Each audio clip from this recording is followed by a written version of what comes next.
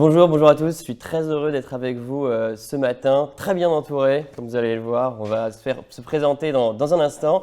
On va parler ensemble jusqu'à 10h55 du thème suivant, société inclusive, société proactive. Comment est-ce qu'on fait dans un monde toujours plus complexe, marqué par des transitions écologiques, transitions économiques, parce que c'est au fond peut-être le propre de la dynamique du capitalisme. Comment est-ce que dans ce monde toujours plus brutal, où tout va toujours plus vite, comment est-ce qu'on fait pour inclure celles et ceux qui participent à la vie économique, à la vie sociale de nos pays, dans les économies avancées et au-delà? Comment fait-on pour que chacun trouve sa place? Alors je vous le disais, je suis extrêmement bien entouré ce matin. Je suis donc avec Madame la députée Irène Tolleret. Bonjour. Je suis également avec Marilyn Meyer. Vous êtes professeur associé à Montpellier Business School, co-titulaire de la chaire Management inclusif et engagement sociétal. Je rappelle d'ailleurs que Montpellier Business School est partenaire de cette journée des rencontres du développement durable et on les salue en particulier. Ils nous accompagneront tout au long de cette journée. Je suis également avec Pauline Adam-Calfon. Vous êtes associée chez PricewaterhouseCoopers en France et au Maghreb. Je suis également avec Emmanuelle Larocque. Vous êtes fondatrice et directrice générale de Social Builder. Vous pourrez nous expliquer aussi en quoi consiste votre engagement. Et puis, je suis enfin avec Romina Boarini. J'essaye de prononcer votre nom avec le meilleur de mon accent français. Vous êtes directrice du centre WISE à l'OCDE. Vous pourrez également nous expliquer en un mot en quoi consistent vos travaux. Vous le voyez donc, je suis très bien entouré. On est ensemble jusqu'à 10h55 pour parler de société inclusive, société proactive, essayer de trouver un équilibre dans ce monde qui change pour l'ensemble des agents économiques. Alors, pardon, je parle comme un économiste, comme l'ensemble de celles et ceux qui font la société. Alors avant de commencer le débat, avant de commencer à poser vos questions aussi, vous pouvez dès maintenant les poser, mais en tout cas on les traitera d'ici 45 minutes. Je vous propose dans un premier temps d'ouvrir la conversation, d'ouvrir ce tour de table par un petit état des lieux. Alors c'est pas évident, je sais qu'on a tous très envie de parler des solutions, mais pour celles et ceux qui nous regardent, est-ce qu'on peut commencer par rappeler peut-être quelques chiffres sur la situation des hommes et des femmes qui travaillent dans les entreprises, sur la situation au fond de la diversité qui est, ou pas d'ailleurs, celle du monde dans lequel on vit. Alors, je pense que tout le monde est très légitime pour parler de ce sujet, mais peut-être que dans le conseil, vous avez une vision particulière de la manière dont les entreprises évoluent. Vous en voyez beaucoup. Est-ce que peut-être vous pouvez commencer par nous dire un mot de cette situation ? Absolument. Donc c'est un sujet qui devient de plus en plus prégnant pour les entreprises. Et alors ça tombe bien, on a fait une étude justement avec Diversity Days où on a interrogé une trentaine de dirigeants d'entreprises de toute taille, parce qu'on voit que les réalités des entreprises ne sont pas les mêmes selon qu'on soit une grande entreprise, une petite entreprise. Et il y a une unanimité, on va dire, sur le fait que ça devient un sujet finalement de stratégie générale. Donc ça, c'est quand même déjà la bonne nouvelle. Pour autant, on voit qu'il y a quand même beaucoup de chemin à faire. On voit qu'il y a quand même une distorsion entre la perception des dirigeants sur le niveau d'inclusion de l'entreprise qu'ils dirigent et quand on interroge les collaborateurs du niveau d'inclusion qu'eux ressentent. Et ce niveau d'inclusion, il est aussi souvent différent selon justement les diversités des collaborateurs, selon qu'on soit un homme, une femme, selon les origines sociales. Cette perception aussi est souvent très différente. Alors, on en parlait un peu avant de commencer ce plateau. Un argument qui est souvent mis en avant en faveur de la diversité, c'est justement l'efficacité économique qui serait liée à ce phénomène de diversité. Est-ce qu'aujourd'hui, on peut concilier une entreprise efficace, qui est investie, source de croissance, et en même temps qui est ouverte à tous les talents? Je ne sais pas si dans votre structure, vous avez pu réfléchir à ces sujets. Alors, donc nous sommes une entreprise sociale qui accompagnons la féminisation de la tech. Donc, on accompagne les femmes dans la technologie, mais du coup, on accompagne aussi les entreprises et les acteurs de la formation à être plus inclusifs. Et ce qu'on observe, c'est qu'il y a 10 ans, quand on a commencé le discours, ce que je disais tout à l'heure, le discours sur la performance économique, au final, tout le monde pouvait l'entendre, mais c'est pas pour autant que ça faisait changer les pratiques. Puis le législateur est venu imposer un certain nombre de conditions, alors dans les achats, les achats à la commande publique aujourd'hui, qui met des critères sociaux et des critères d'inclusion dans les réponses à ces appels d'offres, donc qui font déjà évoluer un certain nombre de choses. Il y a aussi les talents, donc ça c'est très important. Aujourd'hui, les collaborateurs et les collaboratrices dans la guerre des talents sont très attentifs à une cohérence entre le discours et la pratique interne, d'où l'importance d'avoir un alignement de ce que vivent les collaborateurs, les collaboratrices au quotidien et de ce que l'entreprise a envie de renvoyer comme image. Et puis il y a aussi tous ces nouveaux acteurs, tous ces petits acteurs qui se créent autour des nouveaux marchés, et on voit bien qu'il y a des entreprises qui ont du mal quand même à se transformer et à identifier toutes ces nouvelles sources et tous ces nouveaux espaces de croissance qui sont permis par des gens qui voient le monde différemment, qui vivent le monde différemment et qui voient des opportunités business là où les autres ne le voient pas. Donc oui, je pense qu'aujourd'hui on peut dire que la diversité, ce projet social et ce projet économique, il peut apporter beaucoup de richesses humaines et aussi économiques. Ok, c'est très très clair. Alors, je pense que si on veut avoir une perspective un peu plus internationale, voilà, je pense que quand on parle d'économie, on pense tout de suite à l'OCDE. Alors, vous, quel est, grâce à vos recherches, à vos connaissances plus générales ou peut-être au benchmark que vous avez pu faire dans le monde entier, votre sentiment sur l'état des lieux en matière d'inclusion au travail ? Sans doute, je vais rejoindre en fait les intervenants précédents pour dire que effectivement la diversité est un jeu de performance. Et ça, c'est un message très important qu'on a pu livrer au sein de l'organisation. Hein, essentiellement, le CDE a travaillé vraiment sur cette question de l'intégration, des inégalités, et en faire vraiment un élément de performance économique. WISE, donc les centres que je dirige, vient aussi de là, hein, origine effectivement de cette envie de montrer que l'équité ne peut pas être en fait quelque chose qui vient après le modèle de développement économique, ça doit commencer par l'inclusion. Et donc aujourd'hui particulièrement, à un moment où on essaye de sortir de cette crise sanitaire qui a quand même impacté de façon très importante toutes nos sociétés, toutes nos économies, mais on s'est impacté de façon très inégale, les enjeux d'équité et d'inclusion évidemment reviennent de façon fondamentale. Donc on est dans un moment historique très spécifique, hein, qui est celui aussi où on va évidemment devoir enclencher des processus lourds de transition, donc la transition écologique, la transition numérique, et encore une fois, ces enjeux évidemment, ces enjeux sociétaux, économiques, remet un peu l'accent sur la nécessité de pouvoir faire en sorte que ça devienne de vraies opportunités pour tout le monde. Donc là, toute l'idée, c'est vraiment pouvoir développer un cadre de politique qui soit le plus intégré possible et qui justement puisse concilier les enjeux de diversité avec les enjeux d'équité. Donc de notre côté, évidemment, le CDE, on a un regard qui est beaucoup plus macroéconomique, mais toute l'idée, c'est de pouvoir travailler avec les acteurs qui sont là, par exemple, aujourd'hui, pour essayer de voir quelles sont les solutions. La transition écologique, encore une fois, ce n'est pas du tout quelque chose d'anodin. On sait qu'aujourd'hui, les victimes du changement climatique sont d'abord certaines catégories de la population. C'est des communautés bien spécifiques. Donc, encore une fois, au niveau géographique, les impacts ne sont pas du tout concentrés. Au niveau des industries, des jobs touchés, on sait aussi que là aussi, il y a des questions d'inégalité. Et donc, là, il va falloir activer des vrais leviers au niveau des politiques, mais aussi, évidemment, au niveau de l'action de business. Donc, tous les enjeux d'équité dont on vient de parler, là, encore une fois, ça devient vraiment des instruments pour pouvoir faire le mieux, réussir cette transition. Ok, c'est très très clair. Peut-être, Pauline, vous voulez rajouter un mot ?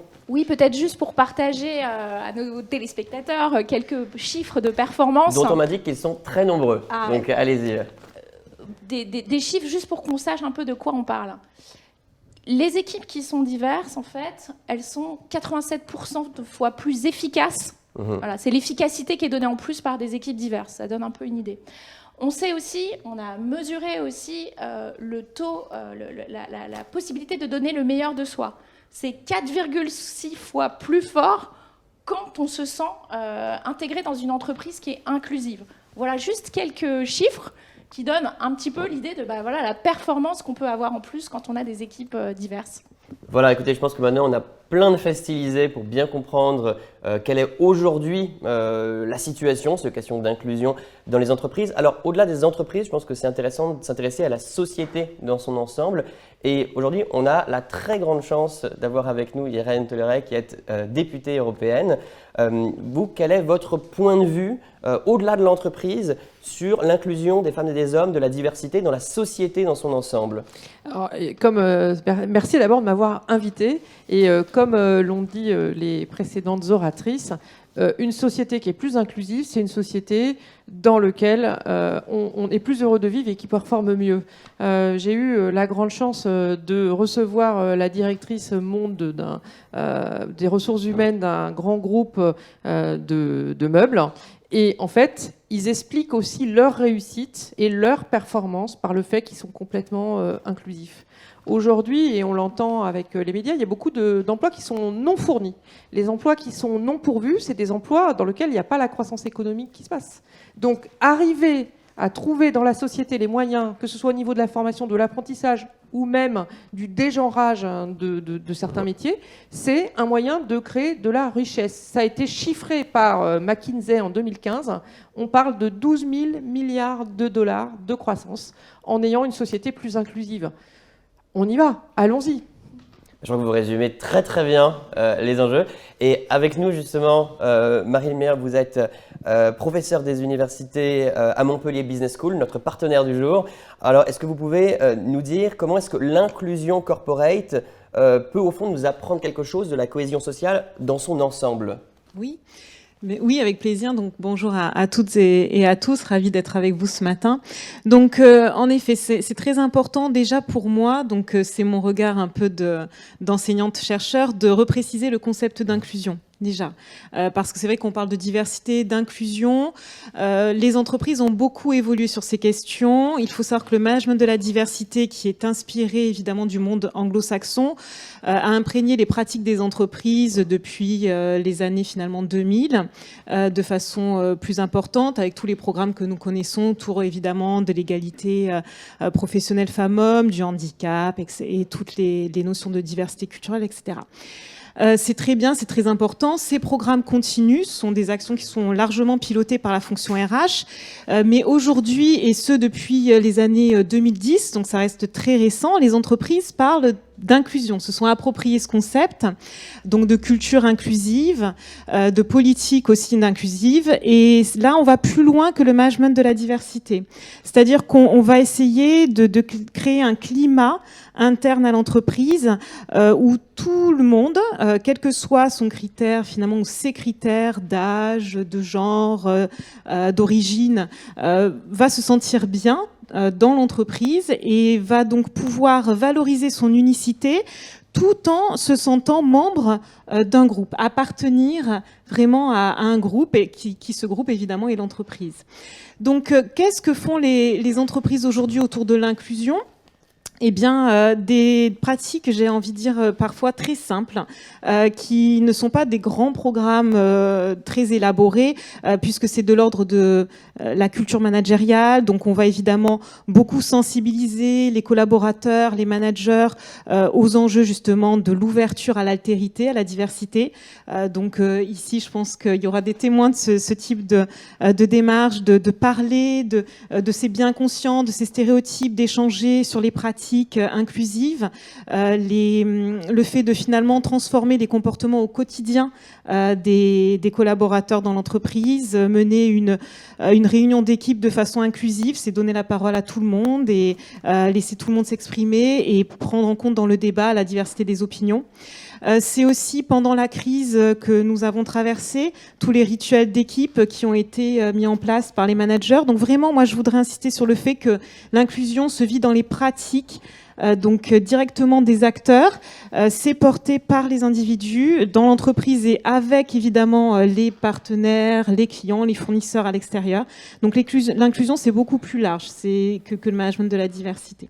C'est très clair, merci beaucoup. Je pense que là, vous nous avez fait un petit cours théorique sur ces notions sur lesquelles vous travaillez, c'était parfait. Alors, il y a un secteur dans lequel on sait que c'est plus compliqué, en tout cas, c'est peut-être un des préjugés question de secteur. Je pense que c'est intéressant d'en parler, c'est celui du numérique. Alors, justement, Emmanuelle Larocque, vous êtes fondatrice et directrice générale de Social Builder, vous en parliez il y a un instant. Comment est-ce que cette transition vers une société plus inclusive s'organise dans le secteur numérique ? Alors, le numérique, on en parle beaucoup en ce moment, mais c'est la tech. C'est très intéressant comme exemple parce que en fait, c'est un univers où il y avait beaucoup de femmes. En fait, quand le numérique a émergé dans les années 40, on va dire, on a commencé à développer des logiciels, des ordinateurs.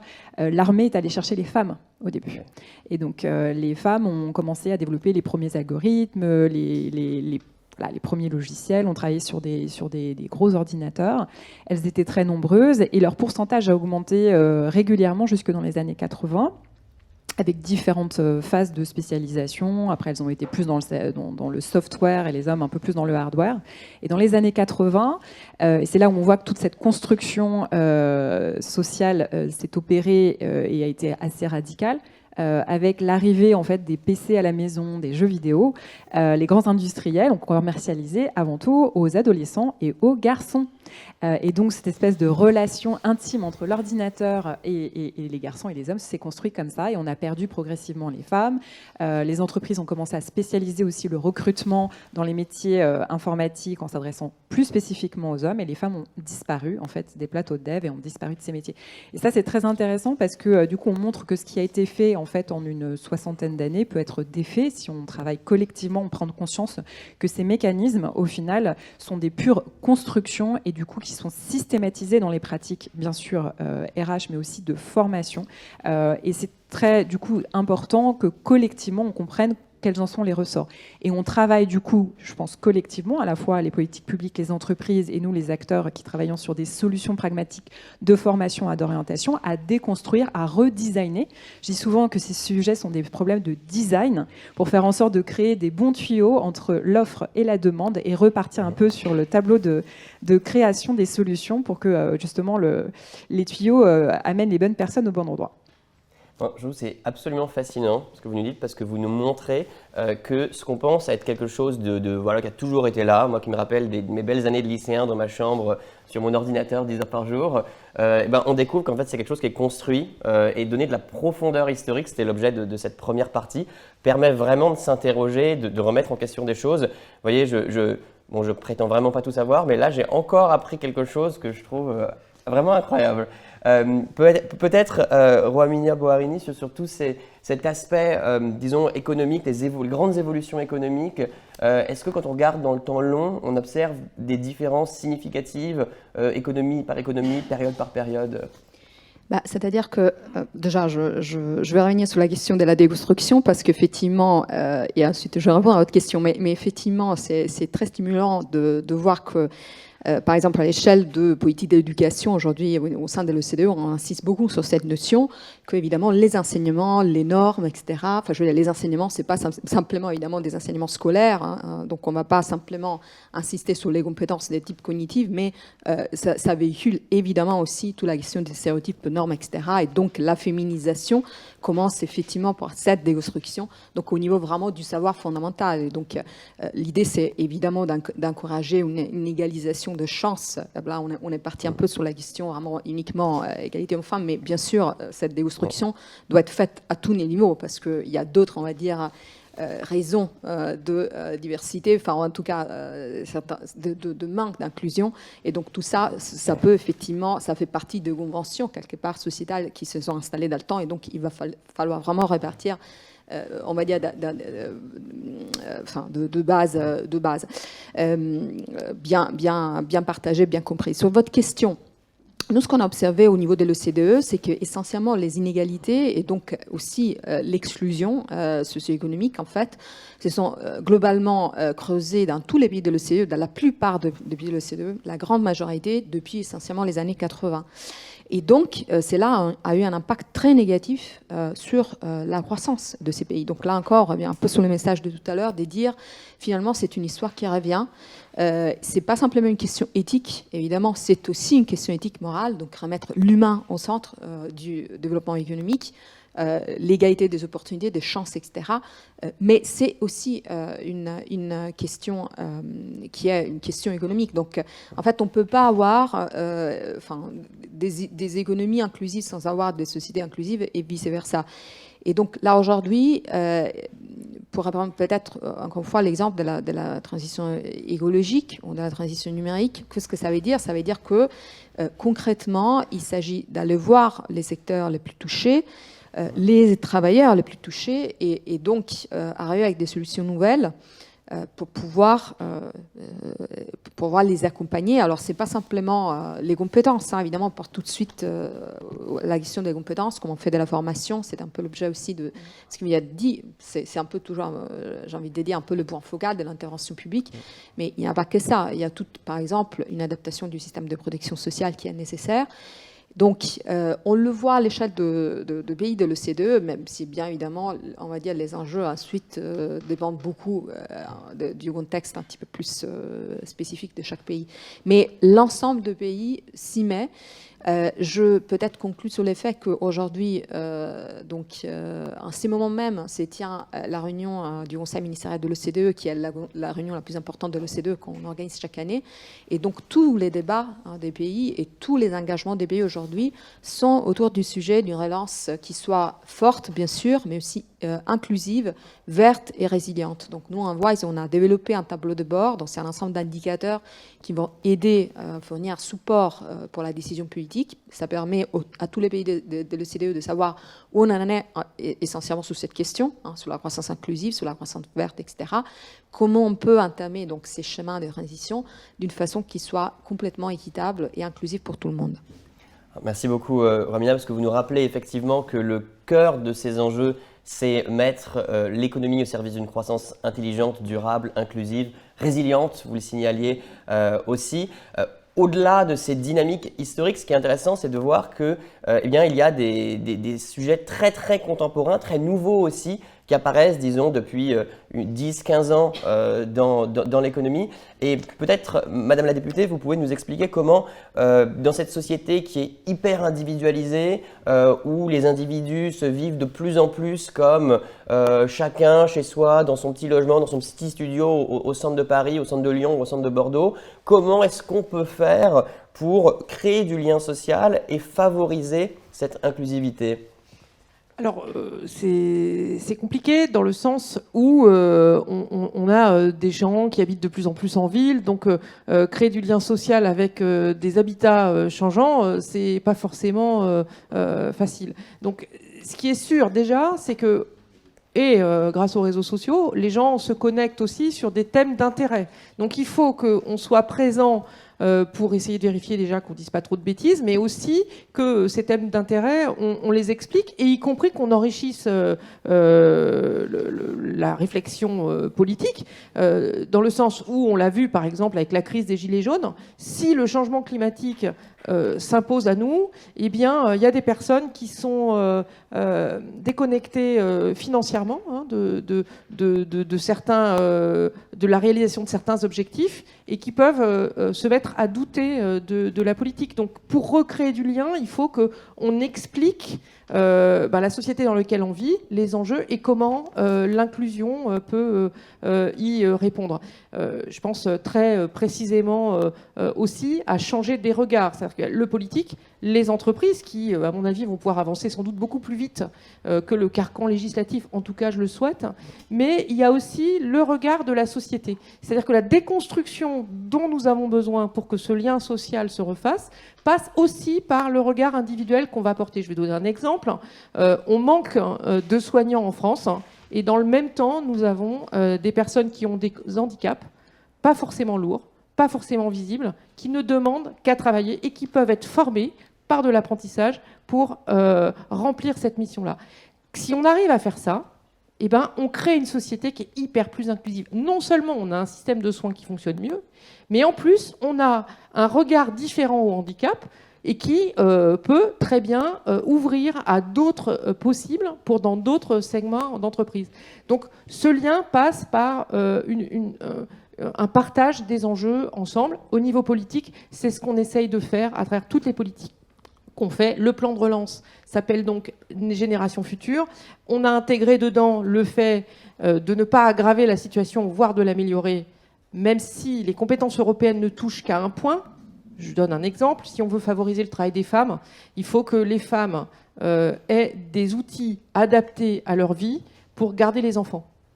Voilà. Donc ça veut peut-être dire, avec le confinement, qu'il faut changer la façon dont on raisonne les endroits où les enfants sont gardés. Et donc, toutes ces politiques, qu'on les mette ensemble, en liaison, qu'on crée des espaces de discussion comme aujourd'hui, pour avancer en ayant des politiques plus précises. Ou alors le fonds de transition juste qui explique que pour sortir du charbon, il y en a certains qui peuvent aller directement sur du renouvelable, puis d'autres pas. Et comment on fait pour y aller ensemble sans que on crée une injustice sociale? C'est pas possible. On peut pas avoir une société inclusive et en même temps créer de l'injustice sociale. C'est parfaitement clair. Est-ce que peut-être sur cette question en particulier, on peut se poser la question de la place des hommes et des femmes dans la ville? Et je pense qu'à l'OCDE, vous avez travaillé sur ces questions. Oui, disons, on travaille un peu sur la question des inégalités, effectivement, à toutes les échelles. Donc, la question du territoire, effectivement, et comment les hommes et les femmes vivent la ville. Donc, effectivement, quelles sont les possibilités d'intégration. Mais donc, au niveau de la ville, ça veut dire aussi, non seulement, effectivement, l'accessibilité aux différents services sociaux, économiques, mais évidemment aussi l'accessibilité à des postes d'emploi de bonne qualité. Et évidemment, toute la question, effectivement, des conditions de travail. Donc, on vient de parler de la question des lieux de vie des enfants et donc les modes de garde. Donc, évidemment, on regarde tout cela. Là encore, la situation des villes de l'OCDE est très différente. Donc, je ne vais pas venir avec... On ne vient pas avec des recettes qui sont les mêmes pour tout le monde.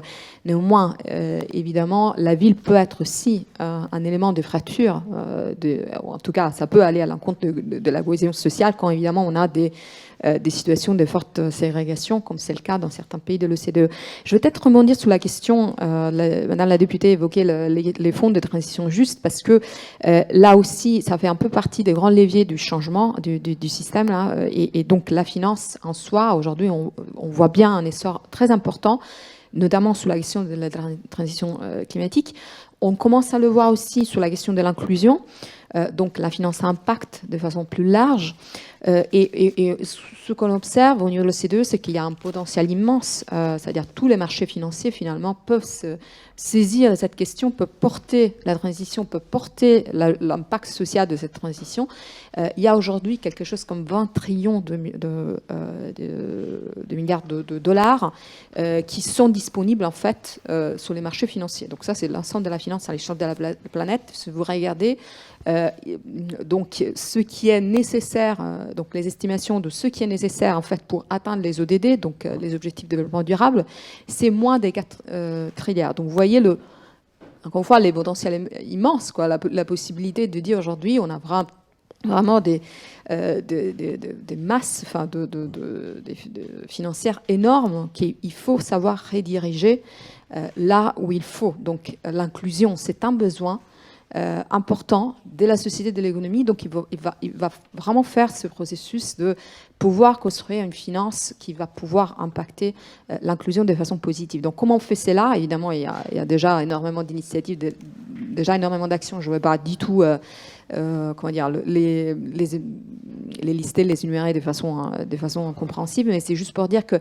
peut-être un enjeu sur lequel j'ai envie d'insister aujourd'hui, c'est la question de comment on crée en fait des référentiels de mesure, comment la finance se saisit de cela.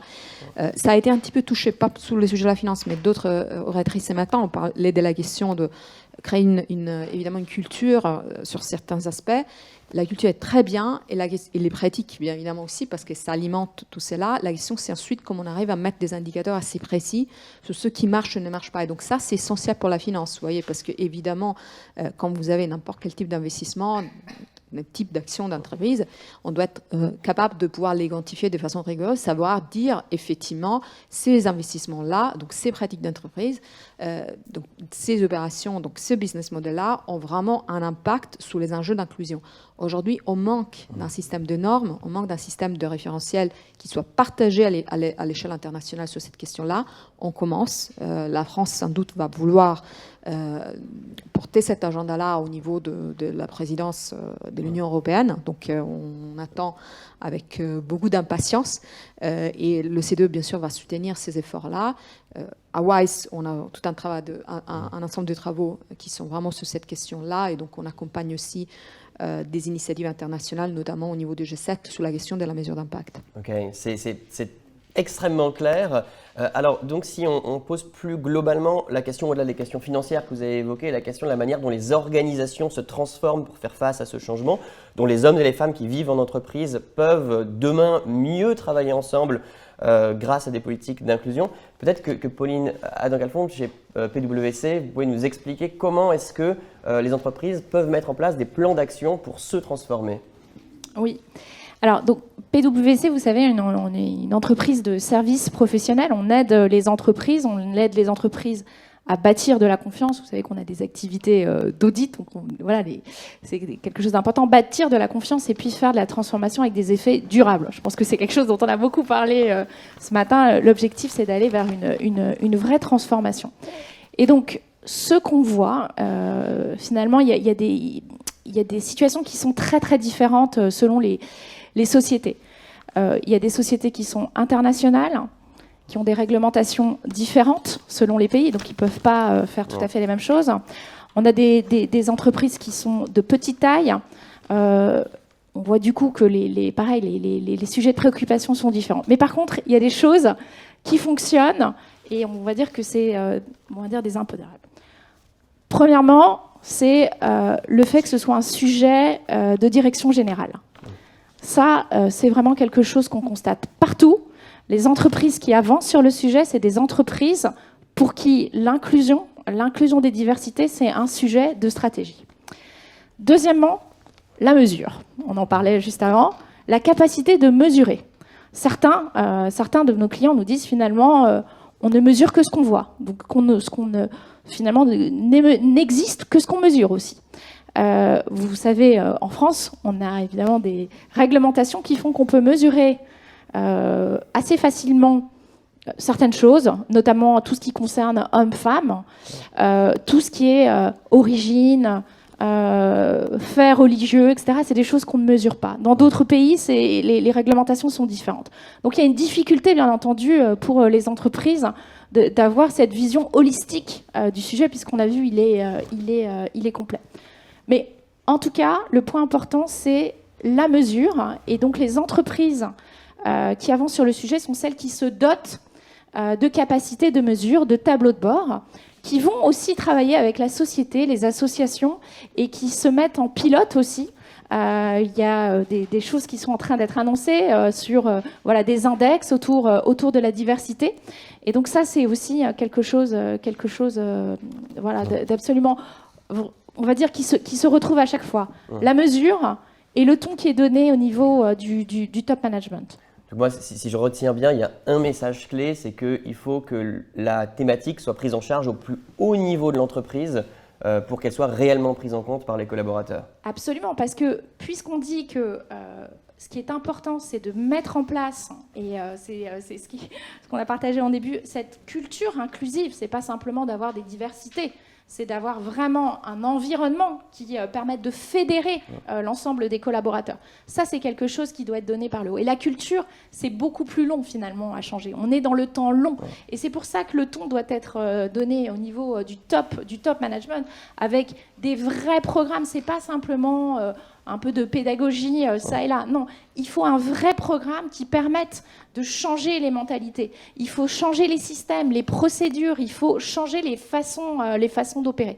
Donc c'est quand même quelque chose de fond et on est sur du temps long. Et c'est très important aussi parce que quand on rentre, les entreprises finalement qui s'emparent du sujet, celles qui fonctionnent, c'est celles qui sont toujours sur ce ton long, focalisées Et voilà, parfois c'est des petits pas, mais c'est des sommes de petits pas qui font qu'on avance et qu'on fait des grands pas in fine. Alors, vous l'avez dit qu'on avance pour que l'entreprise fonctionne mieux, où chacun ait tout simplement davantage sa place. Mais est-ce qu'au-delà de simplement, au fond, permettre à chacun de se sentir bien au travail, est-ce que cette diversité n'est pas aussi source d'innovation? Vous l'avez évoqué tout à l'heure, mais est-ce que peut-être, Marine Meyer, vous pouvez nous expliquer comment est-ce que l'inclusion peut justement être porteuse d'une dynamique d'innovation et peut-être même d'une dynamique d'inclusivité qui permettent toujours de mieux en mieux prendre en compte toutes les formes de diversité dans l'entreprise?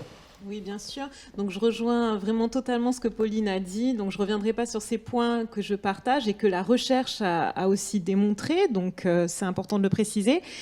C'est vrai que voilà, l'inclusion, de toute façon, c'est un processus dynamique. Ça, c'est certain. La diversité, c'est une donnée en entreprise. L'inclusion, c'est un processus. Ça se construit dans le temps long. Et donc, forcément, ça induit des transformations. Et alors là, on est au cœur des sujets que nous portons dans la chaire Mind à MBS, puisque justement, nous analysons ces différentes transformations à différents niveaux. Alors, les transformations organisationnelles, donc Pauline l'a évoqué. Donc, ça peut être, par exemple, des transformations au niveau de la gouvernance.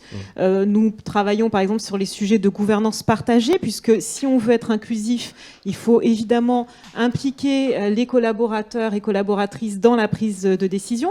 Alors ça peut être à différentes échelles, pas directement peut-être la décision stratégique, mais c'est ce système de gouvernance qui va être revu pour impliquer à tous les niveaux. On va revoir évidemment, on va transformer, innover dans les processus RH, on l'a dit aussi ce matin, le recrutement inclusif, donc vous connaissez bien, et c'est des pratiques aujourd'hui qui sont bien installées en entreprise, grande entreprise comme PME, il faut le savoir, parce qu'on a un peu parlé des PME, mais et de tout type d'organisation, qui aujourd'hui donc transforment, alors ça veut dire être plus sur un vivier élargi en essayant d'attirer des profils atypiques. C'est ça le recrutement inclusif, c'est s'intéresser à une grande diversité de talents, c'est ensuite revoir, voilà, se focaliser sur des compétences soft skills, revoir le processus de sélection. C'est aussi transformer bien évidemment d'autres fonctions de l'entreprise, notamment la fonction achat, puisqu'aujourd'hui bon nombre d'entreprises installent des achats dits inclusifs qui visent à évidemment conforter la relation avec les fournisseurs et créer du lien, consolider l'engagement avec des fournisseurs, mais aussi transformer leurs propres pratiques et vraiment finalement développer de nouvelles compétences et l'empowerment de ces acteurs finalement de la société. Donc ça aussi, c'est une voie de transformation. Et finalement, à l'échelle aussi très individuelle, on l'a déjà dit, renforcer les capacités d'agir des individus, leur citoyenneté, parce que quand on inclut en entreprise, forcément, on va générer ce qu'on appelle la citoyenneté organisationnelle, c'est-à-dire que les collaborateurs vont se sentir finalement avoir un pouvoir de décision, d'action, qu'ils vont ensuite répercuter dans la société, dans leur vie personnelle et s'impliquer davantage dans la société civile. C'est ce qu'on constate également. Donc les transformations sont nombreuses à différents niveaux. Et je voulais aussi conclure sur la question de la mesure qui est essentielle. Il faut savoir qu'aujourd'hui, ce dont on a parlé ce matin a plutôt trait finalement aux mesures de la diversité. C'est très bien, c'est important, il faut continuer. Tout ce qui concerne évidemment chaque type de population, hommes, femmes, donc ce qu'on peut mesurer, évidemment, comme l'a dit Pauline, parce qu'on ne peut pas tout mesurer. C'est très important pour pouvoir finalement améliorer les pratiques, mais les mesures de l'inclusion, il y a beaucoup encore à faire, puisque c'est de l'ordre de la perception. L'inclusion, c'est se sentir reconnu individuellement et en même temps faire partie, comme on l'a dit, d'un collectif. Et là, donc heureusement, les choses avancent. Donc il y a des initiatives proactives de la part de la société civile. Alors je citerai l'Association française des managers de la diversité qui a réfléchi dans le cadre d'un groupe de travail à un baromètre de l'organisation inclusive. Il y a aussi des initiatives de cabinets comme Mixity et autres qui vraiment se disent bon, il faut mesurer voilà l'inclusion, et parce que l'inclusion c'est de la transformation, c'est de l'impact, et donc c'est comment on va changer les choses, et c'est ça qui est l'avenir aujourd'hui. Comment on va changer les choses, c'est justement l'objet de cette suivante partie de notre débat. Comment est-ce que, avec quelles solutions concrètes, on peut effectivement changer les choses? Alors, je sais, on me le dit là, que vous êtes très nombreux à commencer à nous poser des questions. continuez à le faire, ça nous permettra ensuite d'en prendre quelques-unes et de continuer à alimenter le débat. Et d'expérience, les questions qui arriveront de la part de celles et ceux qui sont de l'autre côté de leur ordinateur ou de leur télévision seront peut-être les plus intéressantes. Donc n'hésitez pas, je suis sûr que ce sera intéressant. C'est le cas de le dire. Alors, peut-être que Emmanuelle Larocque, donc vous êtes fondatrice et directrice générale de Social Builder. Vous pouvez nous expliquer comment est-ce que on passe des plans d'action, des grandes notions à une inclusivité réelle dans les entreprises. Comment est-ce que très concrètement on peut procéder ? Donc pour redescendre peut-être juste à la pratique du qu'est-ce qu'on fait au quotidien pour illustrer ce qu'on vient de dire, et ça va complètement dans ce sens-là. Donc nous, on a les facteurs aujourd'hui de frein à l'inclusion et la mixité des femmes. Alors des femmes très différentes par leur background, leur réalité personnelle, familiale, socioculturelle, d'âge, de situation de handicap. Donc on croise tout, il y a une intersectionnalité des situations. Ce qu'on observe, c'est que souvent les initiatives qui sont prises, elles sont prises en silo. Donc vous avez des initiatives au niveau, par exemple, de parler des métiers où les femmes sont peu présentes, où les hommes d'ailleurs aussi sont peu présents. Ensuite, essayer d'inciter à rencontrer des organismes de formation qui proposent ces métiers, ou travailler sur la partie recrutement. En fait, pour nous, la conviction, et après c'est aussi notre façon, du coup, l'innovation sociale qu'on a apportée et ce qu'on essaye d'engager dans la société, c'était de travailler les liens. Voilà. Faire des parcours sans couture, designer des programmes qui permettent à la fois d'informer sur les métiers, la richesse des métiers, d'en parler d'une manière qui soit aussi sur des référentiels de palpables, concrets, pour que les personnes puissent se projeter. Voilà, parler des métiers du développement, c'est super, mais en parler avec les langages informatiques, bon, il y a une petite barrière à l'entrée, il y a beaucoup de jargon, mais d'en parler sur, tu vois, ton téléphone portable, aujourd'hui, il fonctionne avec telle application, ça te permet de faire ça, et voilà comment on change, au quotidien, ça change la vie des gens, ou voilà au quotidien ce que ça peut apporter comme richesse. Et bien ça crée des déclics. Parler aussi de la réalité du métier, ce qu'on vit au quotidien, comment on travaille en équipe. Il y a cette complémentarité, cette richesse et cette dynamique. Voilà.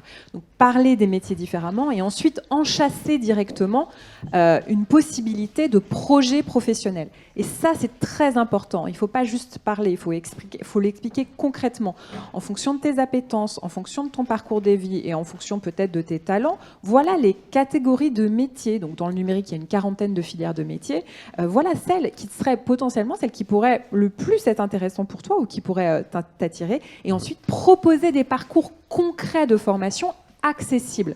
Parce qu'un des freins à l'accès d'une plus grande diversité de profils, par exemple dans la technologie, c'est que beaucoup des parcours de formation en formation continue sont accessibles à des niveaux de formation initiale très élevés et techniques. Il faut repenser aujourd'hui les parcours pour qu'ils soient accessibles et notamment avec des sélections sur les critères de compétences, ce qu'on appelle les soft skills, les compétences humaines, les compétences relationnelles dont les entreprises ont un besoin énorme aujourd'hui face aux mutations qu'elles vivent.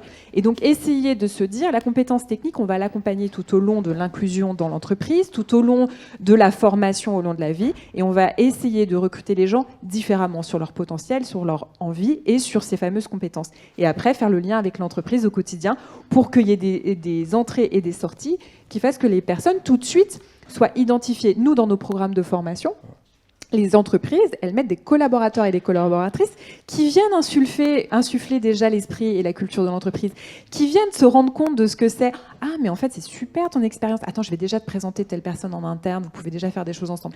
En fait, il faut que ce contact humain, il se fasse très, très, très, très tôt, et pas seulement sur un job dating. Alors moi, ce que je trouve absolument fascinant, c'est à quel point, que ces programmes réussissent, il faut que l'ensemble des collaborateurs soient impliqués. Au plus haut niveau de l'entreprise, on le disait aussi, mais aussi, alors évidemment les RH, mais les fonctions achats, que l'ensemble des métiers se posent la question de savoir comment ils peuvent favoriser l'inclusion avec les bons leviers de transformation. Alors on est ensemble jusqu'à 10h55, autant vous dire qu'on n'a pas fini d'aborder ce sujet. Continuez à poser vos questions et on a le grand plaisir d'accueillir dans cette deuxième et dernière partie de notre programme Marie Trélucan. Vous êtes présidente d'Unicité. Alors vous avez une matinée chargée, donc c'est pour ça que vous nous rejoignez maintenant, mais ça montre qu'on a des intervenants, vous voyez, qui sont en prise avec le réel et la vie de la cité.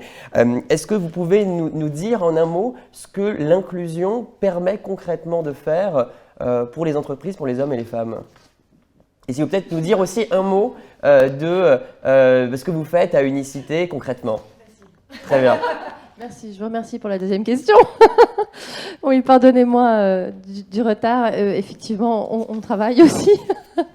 On vient témoigner et partager nos réflexions, mais je crois qu'on travaille par ailleurs. Unicité est l'association qui a servi de modèle, d'inspiration au lancement de ce qu'on appelle le service civique des jeunes. Donc le service civique, c'est un dispositif qui permet aux jeunes entre 16 et 25 ans, même 30 ans pour les jeunes en situation de handicap, de consacrer 6 à 12 mois de leur vie à des missions d'intérêt général, donc pas dans l'entreprise, plutôt dans des associations, dans des écoles, des hôpitaux, des services publics, qu'ils soient gérés par l'État ou qu'ils soient gérés par des établissements publics d'État ou des collectivités territoriales. Mais c'est un dispositif qui du coup permet à beaucoup de jeunes, on dit chez nous du bac-5 au bac-5, donc un certain nombre de jeunes qui sont quand même assez éloignés encore de l'emploi, soit parce qu'ils ont échoué sur les bancs de l'école. 19% des jeunes d'Unicité sont des mineurs qui ont décroché de l'école avant d'avoir le bac. 38% d'ailleurs sont des jeunes qui n'ont pas le bac. 40% ont le bac plus 2. Et les autres sont diplômés, donc c'est une grande diversité. Mais dans cette diversité, il y a des jeunes qui eux-mêmes rencontrent des difficultés d'insertion, d'inclusion dans le monde du travail, mais pas que, dans la société en général. Donc c'est un moyen pour ces jeunes de gagner des compétences transversales. J'ai entendu que la fin de l'intervention précédente, mais ces fameuses soft skills qui sont pas si évidentes à acquérir quand on n'a pas d'expérience. Donc voilà, le service civique, ça n'est pas un emploi, c'est une étape d'engagement citoyenne, mais où les jeunes sont indemnisés, ils sont quand même quasiment à temps plein au service de cause dans des structures qui sont plus associatives et publiques que privées ou qu'entrepreneuriales, mais qui sont quand même des structures normales, entre guillemets. C'est simplement qu'elles ont un but d'intérêt général, mais ils y développent des compétences de travail en équipe, de confiance en soi, de capacité d'adaptation, même de rigueur dans le travail, se lever le matin, respecter un cadre, respecter des engagements, aller au bout d'un engagement. Tout ça, c'est des choses qui sont importantes aussi dans le monde professionnel et dans le monde de l'entreprise. Donc la problématique de l'inclusion dans l'entreprise, c'est le fruit, enfin pour moi, de tout un apprentissage qui commence dès le plus jeune âge à l'école, puisqu'on s'intègre à un collectif, on apprend à écouter, on apprend à réagir, à donner un avis.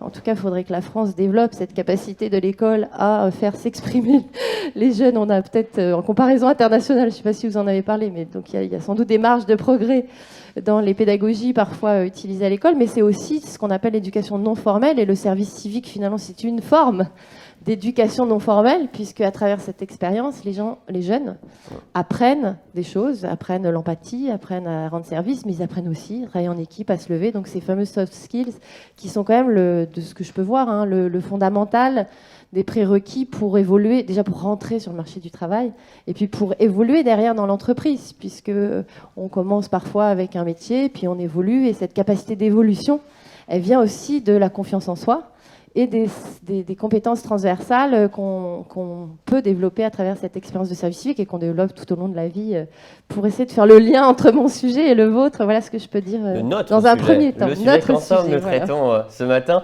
Alors moi, ce que je trouve très intéressant dans ce que vous dites et dans l'ensemble des interventions qu'on a pu avoir, c'est à quel point les acteurs sont différents. Alors il y a bien sûr les entreprises, mais il y a aussi une parole politique qui compte, il y a la place des associations, la place de la finance, on l'a évoqué. Comment est-ce que la finance peut être un levier de changement très structurant pour l'économie.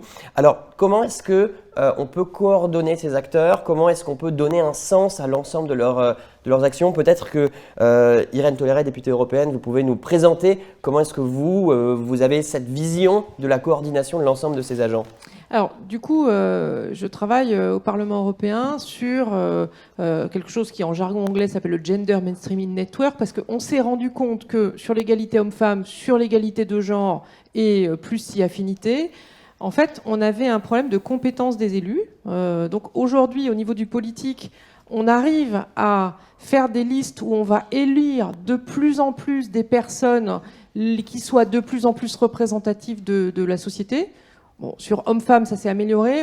Sur le reste, on a encore une marge de progrès. Mais on s'est rendu compte qu'après, quand les élus étaient élus au Parlement européen, sur leur sujet, ils oubliaient ça.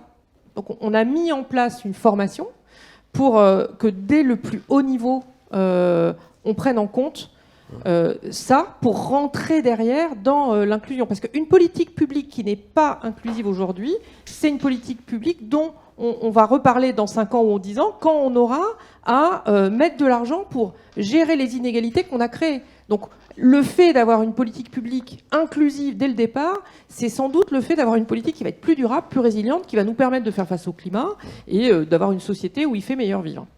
Et on s'est rendu compte que les collaborateurs étaient des trous dans la raquette. Donc on va avoir un président du Parlement européen qui dit l'égalité homme-femme, c'est top priorité, et dont le cabinet est 100% masculin. Donc c'est important qu'on se dise qu'il faut aller au bout de la pelote. L'autre chose, c'est aussi avoir l'humilité de se dire que le réglementaire et le législatif va beaucoup moins vite que les entreprises. Donc aider les entreprises, ce n'est pas vendre son âme au diable, c'est peut-être aussi trouver la façon d'avoir déjà dans la société des personnes qui vont accepter la politique publique qui arrive.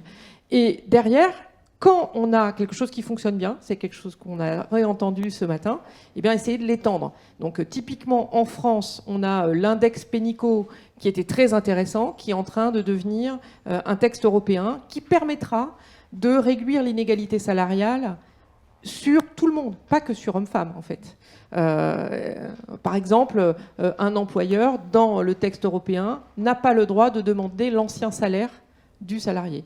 Il a un poste à pourvoir, il y a un salaire en face, point barre. Parce que ça entretient l'assignation à résidence qui est insupportable. Il n'y a pas de raison, en fonction de l'endroit où on habite et où on reçoit le courrier, qu'on soit payé moins plus tard dans les postes à responsabilité qu'on obtient. Donc tout ça pour dire qu'on a tous notre part de responsabilité, bien entendu le législatif, le politique, et on a une grosse amélioration dans les rôles modèles et la façon dont on fonctionne, ça c'est sûr, les entreprises, mais également les citoyens, dans la façon dont on doit déconstruire, se rendre compte que travailler sur l'inclusion, on en bénéficie tous, même si, a priori, là tout de suite maintenant, sur l'égalité homme-femme, on peut avoir des jeunes qui disent mais pourquoi est-ce qu'on va favoriser la formation de jeunes filles alors que les garçons, on s'en sort très bien. Donc il faut qu'ils se rendent compte que en fait, cette déconstruction peut aussi leur bénéficier, c'est qu'il y a peut-être des emplois féminins dans lesquels ils pourraient s'éclater, qui peuvent aussi devenir des possibles pour eux. Et l'ensemble des choses, au niveau européen, moi je milite pour qu'on crée un conseil à l'égalité au sein de la formation du conseil, pour qu'on échange sur les bonnes pratiques. Parce qu'effectivement, quand on a des pays qui sont très en avant sur certains sujets, eh bien échangeons, puisque eux, ils sont la preuve que ça marche. Donc, puisque ça marche chez eux, que nous sommes européens, que nous avons le marché unique en commun, que déjà nos entreprises respectent beaucoup de règles communes, donc on n'a aucune difficulté normalement à pouvoir étendre ces réussites-là. Voilà en gros la liaison, donc il faut travailler ensemble et je voudrais vous remercier parce que c'est des occasions comme aujourd'hui où on discute avec des horizons très différents, où on se rend compte qu'on a bien raison de continuer à se battre pour cette chose en commun et qu'on a quand même une lecture identique, c'est sans doute que c'est ça qu'il faut continuer à faire. C'est très clair. Et un point moi, qui m'a aussi particulièrement marqué dans votre intervention, c'est la question des rôles modèles, en bon français, on dit, celles et ceux qui, dans une entreprise, dans toute structure, nous permettent de nous projeter en tant que collaboratrices ou collaborateurs pour mieux trouver notre place. Donc ça montre que, en fait, au fond, on est tous concernés par cette problématique. Alors, les entreprises, les responsables politiques, les associations, la finance, comment est-ce qu'à l'OCDE, vous percevez la manière dont l'ensemble de ces agents économiques fonctionnent? Est-ce qu'il y a des améliorations? Est-ce qu'il y a des marges de progrès? Il y a toujours des marges de progrès, sinon on ne serait pas là aujourd'hui. Sinon, vous n'auriez plus de travail. Absolument. Non, mais je vais donner peut-être 2 exemples très concrets. Comment on coordonne tout cela? Parce qu'effectivement, il y a énormément d'actions, énormément d'initiatives, énormément d'idées, mais c'est aussi de temps en temps, enfin, je pense que c'est bien de faire un peu le point et de effectivement faire un constat, regarder si ça marche ou pas. On a lancé une initiative il y a 2 ans lors de la présidence française du G7. Donc, c'est un ensemble d'entreprises qui travaillent sur la question de la croissance inclusive, donc Business for Inclusive Growth, et c'était une initiative qui a été portée du début, avec donc l'OCDE. L'OCDE a été les partenaires stratégiques. Et donc, c'est vraiment ça, c'est exactement essentiellement du partage de bonnes pratiques. Donc, comment ces entreprises, effectivement, sont en train de faire face aux différents enjeux de diversité, d'inclusion, inégalité, etc. Pas seulement, hein, on a des enjeux plus larges qu'on regarde. Et donc, quelles sont les solutions, quels sont les instruments, mais comment en fait, elles s'y intéressent ensemble aux décideurs publics. Donc c'est ça la différence. C'est que je pense qu'avant, on avait les entreprises qui travaillaient un petit peu de leur côté, et maintenant, avec en particulier cette coalition, mais il y en a d'autres, hein, mais évidemment, nous, à l'ECDE, on est bien attachés à celle-là. Donc l'idée, c'est de dire, on met vraiment ensemble les décideurs publics. Donc les designs des politiques publiques, l'implémentation, donc la réglementation, c'est ce qu'il disait la madame députée, ça arrive parfois un peu tard.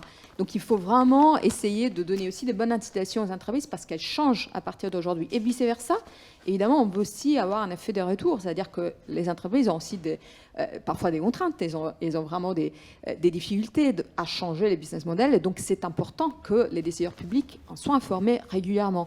Donc en fait, cette plateforme de communication, hein, ce dialogue-là, doit vraiment s'installer d'une façon très, j'ai envie de dire, pérenne et systématique, donc très concret. Donc, c'est ces entreprises qui viennent, qui partagent avec les décideurs publics. Nous, on les accompagne beaucoup sur les questions de mesures, parce que c'est là un peu, je pense, où il faut vraiment encore faire débercer. Donc, tout le monde s'est posé la question de comment le faire.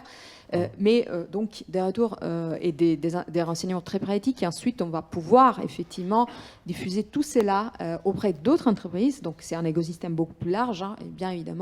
Et puis tous les pays qui donc gravitent autour de l'OCDE. Le deuxième exemple, complètement différent, c'est comment on change les instruments d'analyse. Donc là, un exemple à l'OCDE, comment on fait en sorte, là, cette fois-ci, d'intégrer le point de vue des citoyens. On n'en a pas trop parlé aujourd'hui, même si évidemment il y a la société civile représentée, des initiatives très concrètes.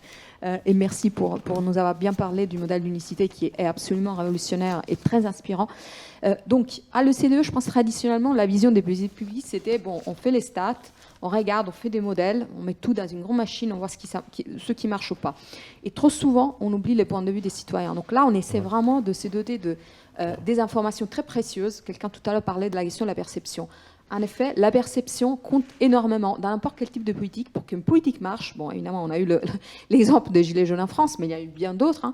Donc, il faut intégrer a priori, donc avant que la solution des politiques soit définie, il faut aller chercher cette information sur ce que les citoyens comprennent déjà et ce qu'ils ont envie de faire. Donc, on a un exercice en cours sur toute la question de la perception des inégalités. On va publier un rapport d'ici un mois sur cette question. Et c'est très intéressant parce que déjà, les citoyens ont une compréhension très bonne de l'évolution des inégalités. Il y a souvent des gens qui nous disent « oui, mais les stats, enfin, est-ce que les citoyens comprennent vraiment comment vous définissez, par exemple, les Gini ?» Bon, qui est un indicateur classique de dispersion des revenus. Et bien, écoutez, les citoyens, quelconque moyen, peut-être se parce que c'est un Gini. En revanche, il sait très bien que les inégalités se sont accrues pendant les dernières 30 années. Donc, ils ont tout à fait saisi l'enjeu du débat. Là où c'est intéressant, et pas uniquement par rapport aux inégalités, hein, mais toute la question d'égalité de chance, on n'en a pas trop parlé aujourd'hui, enfin, en tout cas, la question de la mobilité sociale, qui est une question... j'ai envie de dire, très brûlante aujourd'hui dans toutes nos sociétés. Donc les citoyens comprennent tout ça très très bien. Là où il y a beaucoup plus de travail à faire, c'est la question de comment on associe les citoyens aux solutions. Parce que notamment les citoyens ont des visions très très différentes sur cela, même au sein du même pays, même au sein de la même société, même au sein parfois du même groupe socio-économique, de la même profession, même groupe d'éducation. Les perceptions de ce que l'État devrait faire, et les autres acteurs d'ailleurs, hein, pas que l'État, sont très différentes. Donc là, il faut vraiment créer peut-être cette culture de consensus qui aujourd'hui n'existe pas. Donc c'est clair, la cohésion sociale, c'est vu partout comme un élément essentiel par tout le monde, mais comment on y arrive, ça, c'est quelque chose sur lequel il faut davantage travailler avec tous les citoyens. C'est très clair. Merci pour ce large point de vue. Je pense qu'on en sort tous avec encore plus de faits stylisés, donc c'est super. Est-ce que peut-être sur l'interaction entre les responsables politiques et les entreprises, vous, Marie Trélucan, vous avez inspiré le service civique avec l'action de votre association. Donc j'imagine que vous avez dû faire face à de nombreux hommes et femmes politiques dans le cadre d'échanges, de conversations. Comment est-ce que vous parvenez à les convaincre que l'enjeu de l'inclusion et de la diversité, c'est un sujet très opérationnel, concret pour les associations, pour les entreprises? C'est vrai que j'en ai croisé plus d'hommes que de femmes. Hein. Merci madame d'être là. Mais ça change, Vous savez, moi je suis ce qu'on appelle dans les jargons une entrepreneuse sociale. Donc j'ai pas créé d'entreprise, mais j'ai créé une organisation qui aujourd'hui compte 500 salariés, 10 000 jeunes par an, 33 millions de budget. Donc au final, c'est quand même une petite organisation à gérer.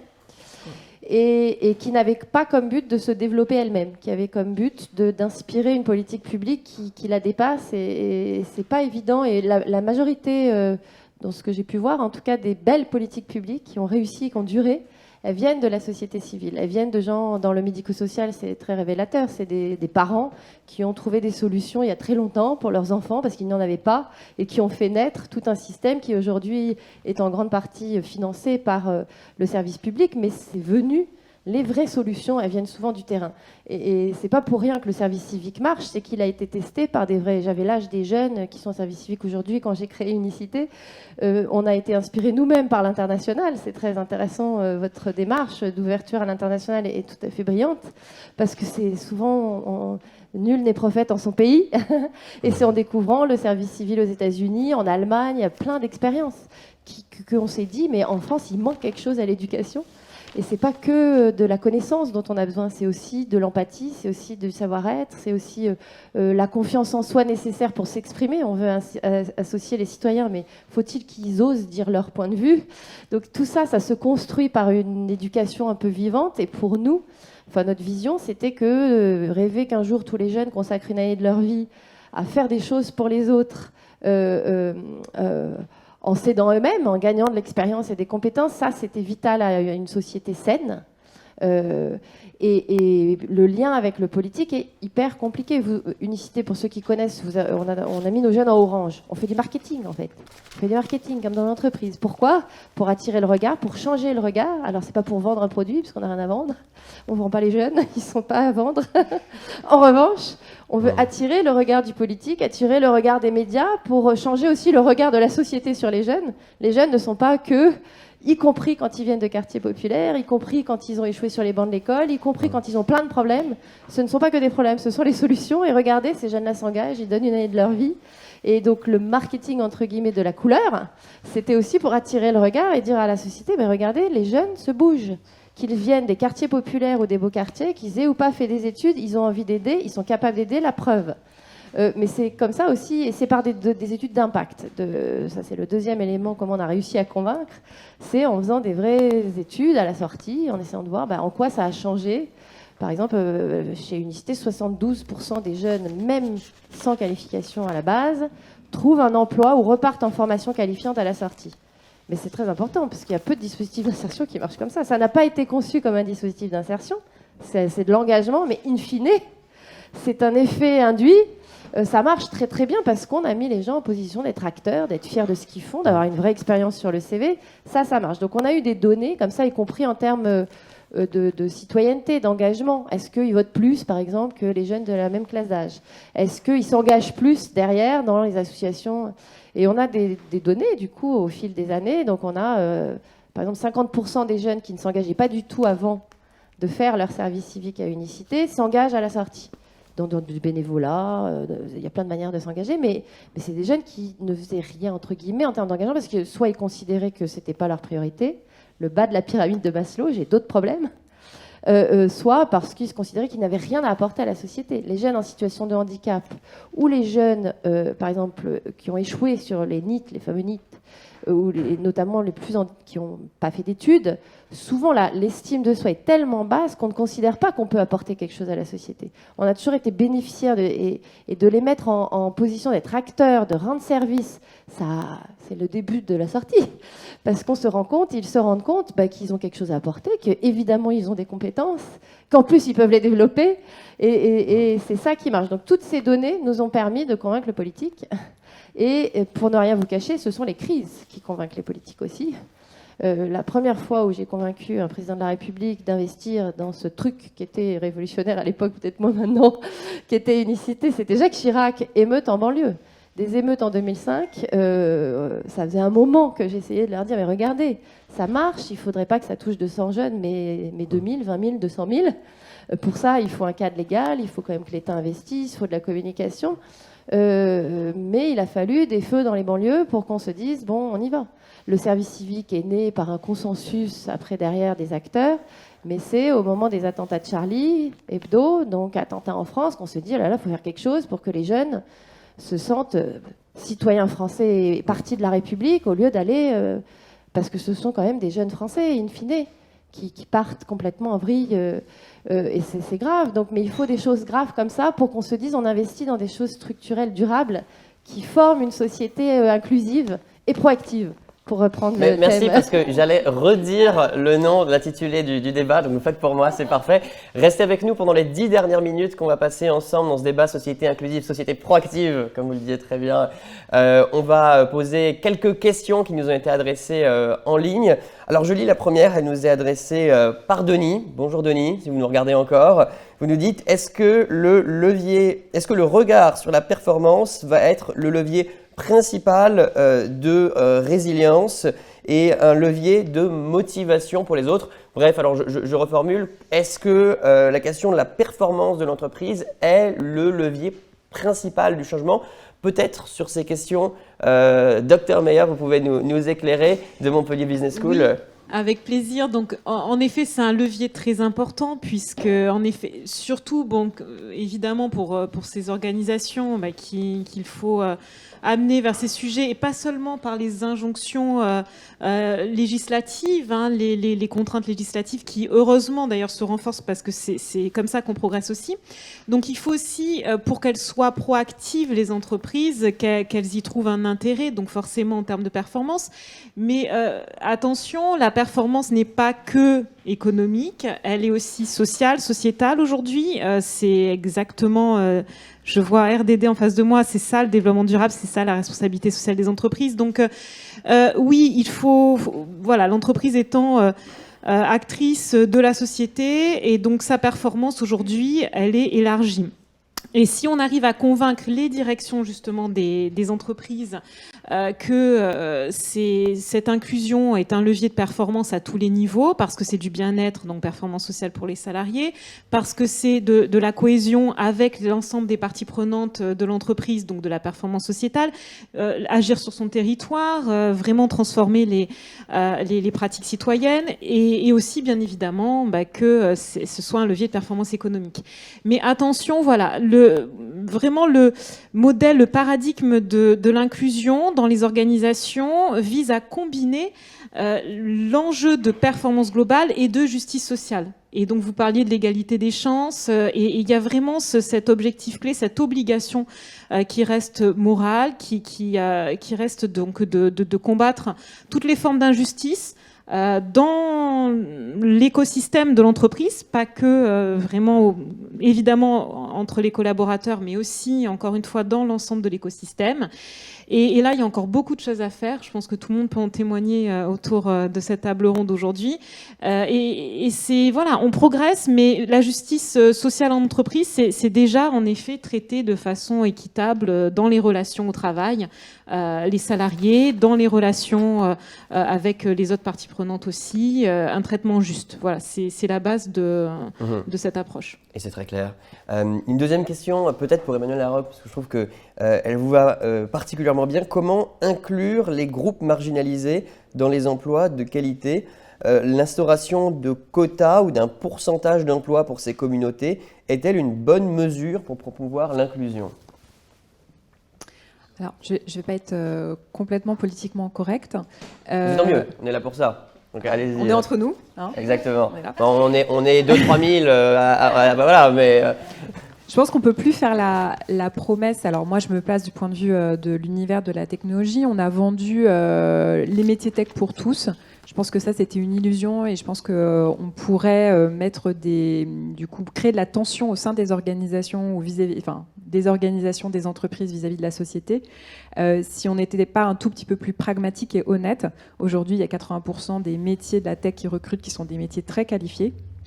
Et on a besoin justement de construire des parcours pour amener des publics qui sont plus ou moins éloignés de l'emploi ou plus ou moins éloignés du numérique, parce que l'obsolescence des compétences, c'est tout le monde.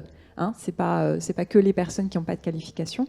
Et on a besoin de penser ces parcours pour amener des personnes justement à progresser dans les échelons sociaux et dans les organisations et bénéficier d'opportunités, et pouvoir vraiment accompagner et s'insérer au mieux dans l'organisation et dans la société et l'économie.